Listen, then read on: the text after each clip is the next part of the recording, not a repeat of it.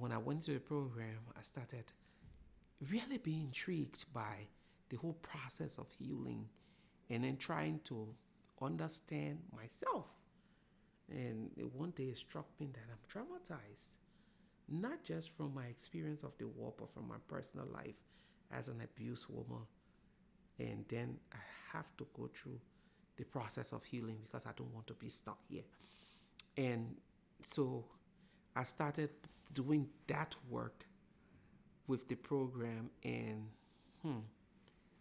it was first a difficult pill to swallow, because not just looking at my own personal, that mirror of me as a wounded person, but then there was this thing about the wounded healer being the best healer.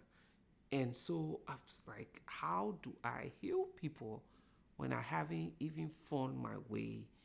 But as I embrace the healing and understanding that trauma is like physical trauma, emotional and psychological trauma is like physical trauma.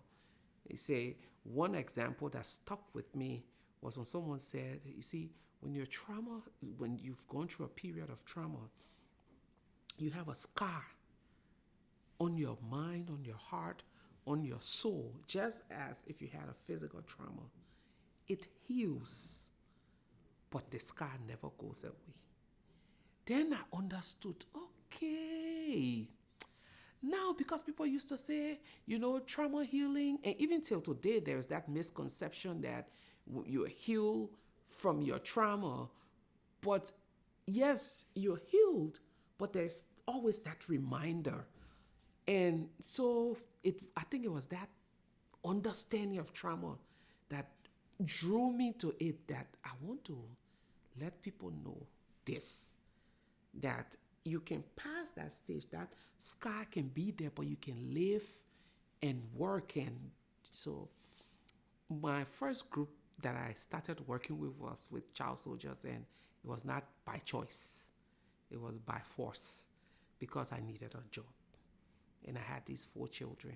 So if I have to talk about my experience as a woman, as a young woman at 17, it's like a weave. The story is intertwined.